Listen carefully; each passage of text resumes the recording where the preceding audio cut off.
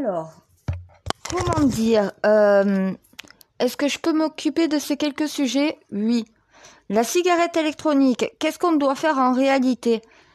Vous ne pouvez pas empêcher des majeurs de fumer, vu que c'est normalement à partir de 18 ans que tu peux acheter des cigarettes.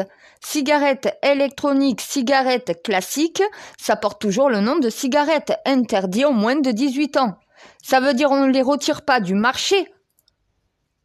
On interdit l'accès aux mineurs aux cigarettes électroniques, à même égalité que l'alcool, que les jeux et que les cigarettes classiques. Même chose pour le chanvre. Pourquoi il y a des gamins de 16 ans qui peuvent acheter du chanvre au bureau de tabac? À un moment donné, moins de 18 ans, c'est interdit. Si ta carte de... il va falloir la carte d'identité. Voilà. Comme pour les cigarettes classiques, la cigarette électronique, le chanvre, ça sera sous carte d'identité. Moins de 18 ans, on ne vend pas. Voilà. Ça veut dire on ne retire pas la cigarette électronique complètement du marché, puisque de toute façon, elle est moins nocive que la cigarette classique.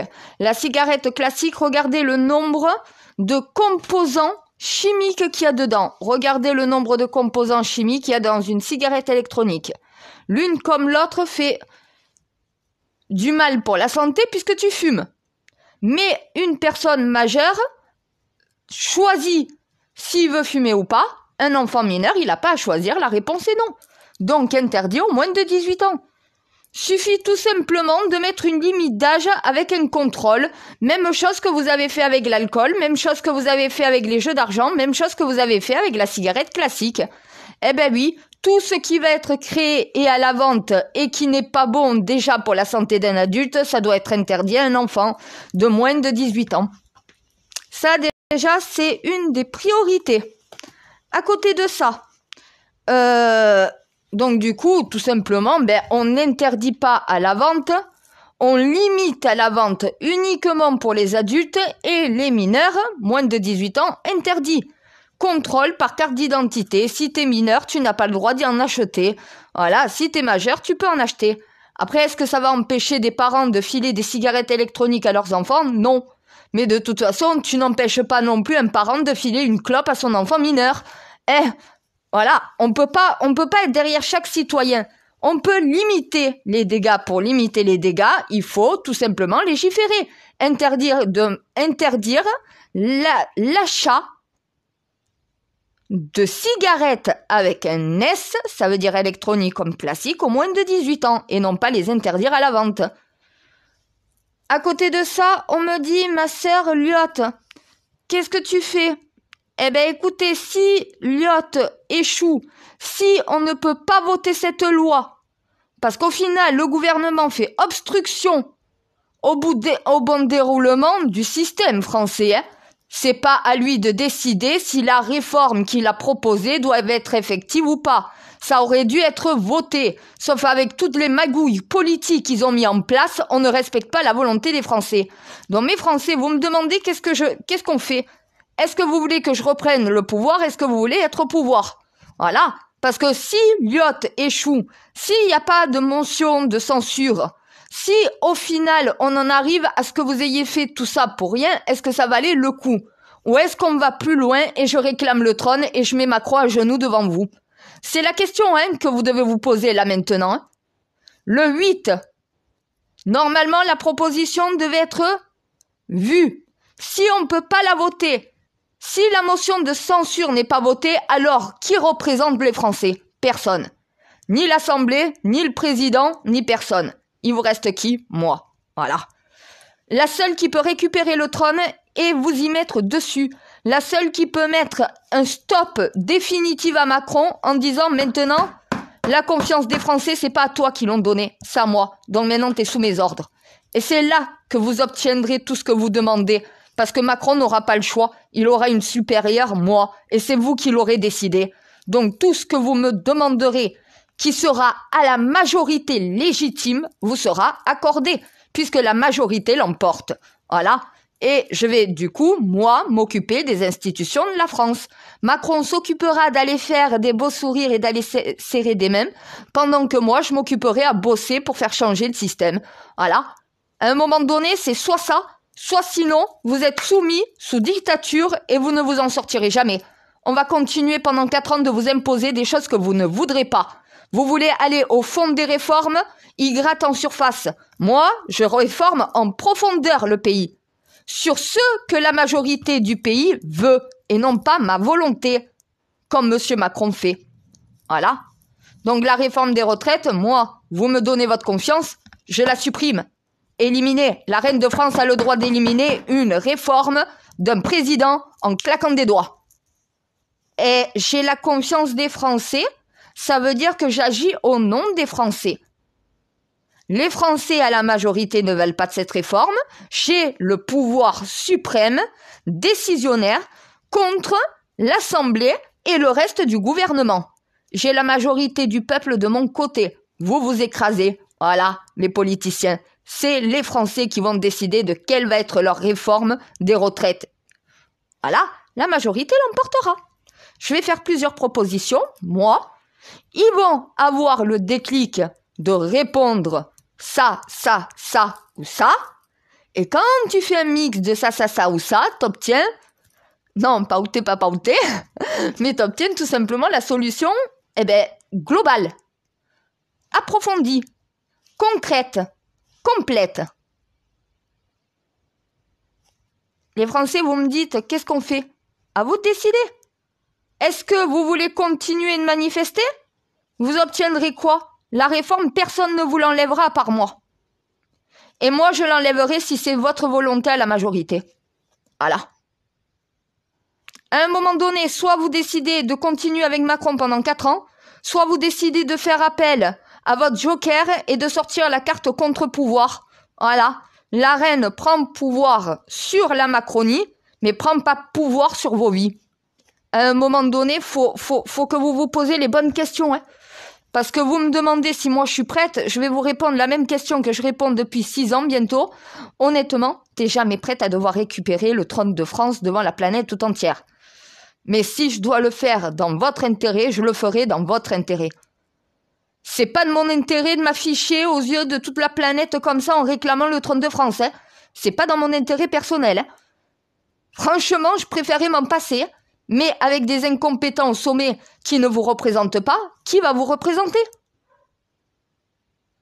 Vous n'êtes pas capables, les Français, de vous soulever contre le gouvernement et de demander la destitution de Macron, de mettre tout le pays à l'arrêt en disant « Macron, tu démissionnes, sinon il n'y a plus rien qui bouge. » Ah, Macron est obligé de partir.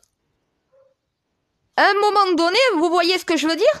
C'est que je vais récupérer le trône, je vais vous mettre au pouvoir, Macron va rester.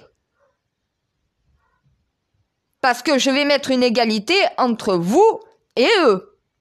Et c'est moi la barrière qui va faire justement l'équilibre. Mais vous avez la possibilité de demander la destitution de Macron, de dire à Macron de démissionner. Si vous voulez plus que Macron gère le pays, c'est votre pouvoir que vous lui avez donné. Vous pouvez le reprendre à tout moment. On essaye de vous faire croire que vous êtes obligé d'attendre la fin des 4 ans. Non, c'est le pays qui décide. Si le peuple ne veut plus de Macron président et qui, pour eux, ont pris une mauvaise décision et qui veulent revenir dessus, t'as le droit de revenir en arrière. Macron, le pouvoir ne t'appartient pas. C'est le pouvoir de chaque Français qui t'a élu. Chaque Français qui t'a élu, qui t'a donné son vote, peut te retirer le vote à tout moment et te retirer leur confiance.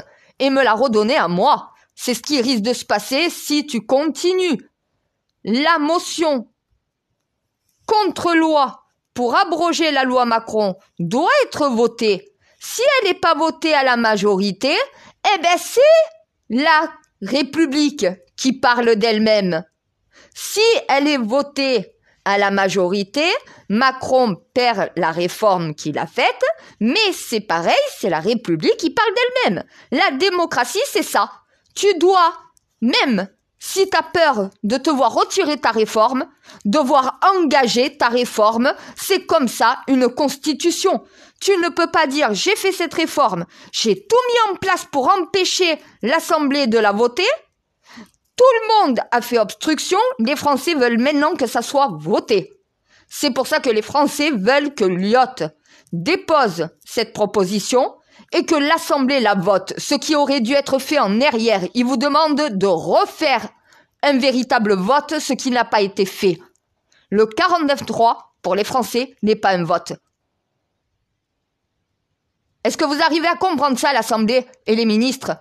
Pour les Français, un 49-3 et une loi qui passe sans avoir été votée à la majorité par l'Assemblée, ce n'est pas une loi qui existe. C'est une magouille politique. Donc, à un moment donné, le seul moyen pour mettre à plat tout ça, c'est on n'a pas pu la voter, on a tous fait obstruction, on se remet à l'Assemblée et on va revoter cette loi. Si elle passe, ben les oppositions s'écrasent. Si la loi ne passe pas au final, eh ben c'est la Macronie qui s'écrase. Voilà. Soit Liot, sa loi est votée, et dans ces cas-là, ben la Macronie doit s'écraser, son projet est retiré. Les Français ne travailleront pas jusqu'à 42 ans. C'est le vote à la majorité de l'Assemblée, ou, dans le cas contraire, Macron a gain de cause parce que l'Assemblée ne vote pas la loi que va proposer Liot. Dans ces cas-là, la démocratie parle aussi, puisque que tu la votes et que ça soit positif ou négatif pour l'un et pour l'autre, c'est ça la démocratie. On ne peut pas tout le temps tout gagner. Macron ne peut pas aller jusqu'au bout de toutes ses idées alors que les Français y sont opposés. À un moment donné, quand il y a une opposition 76% contre une minorité, à un moment donné, ça veut dire qu'il y a contestation. La méthode employée 49.3 est un déni de démocratie. Là, les Français vous demandent de revoter cette loi et l'Assemblée, vous allez devoir la voter, ce que vous n'avez pas fait. Ça veut dire qu'il faut revenir à ce qui a été fait avant le 49.3. Vous vous asseyez et vous votez oui ou non à la loi de Liot. Si le oui l'emporte, Macron, ta réforme, bye bye. Tu te soumets. C'est ça la démocratie, c'est ça la République. Ce n'est pas à toi de décider si les élus de la République votent oui ou non. C'est pas à toi de décider si cette loi doit être votée ou non. T'as tout fait pour ne pas avoir à supporter le vote de l'Assemblée dans la peur de te voir supprimer ta réforme. Si ça doit arriver, ça arrivera. C'est ça la vie. Tôt ou tard, ça te rattrape tes erreurs. Voilà. Là, cette loi doit être votée. Le résultat devra être accepté par le parti qui va se voir soit gagner, soit perdre. Voilà. Si Liot, votre loi est votée à la majorité, la réforme Macron se supprime. Macron doit se soumettre, doit accepter la décision prise par l'Assemblée. Dans le cas où votre loi, Liot, n'est pas votée à la majorité et que la majorité est contre, dans ces cas-là, ça veut dire que vous allez devoir vous écraser, cette loi va devoir s'appliquer, les Français vont devoir travailler 2 ans de plus. Et oui, la démocratie, la République. Voilà. Et oui, vous inquiétez pas, je suis en train de mettre en place la saison d'été en France, dont je prends les codes d'un peu partout. Donc c'est pour ça que je ne peux pas vous répondre depuis ce matin. Je vais y passer quasiment j'y passe toute la journée et toute la nuit, jusqu'à demain matin pour mettre en place tout ça. Et oui, il faut que je remette en équilibre. Donc c'est pour ça que je vous répondais pas.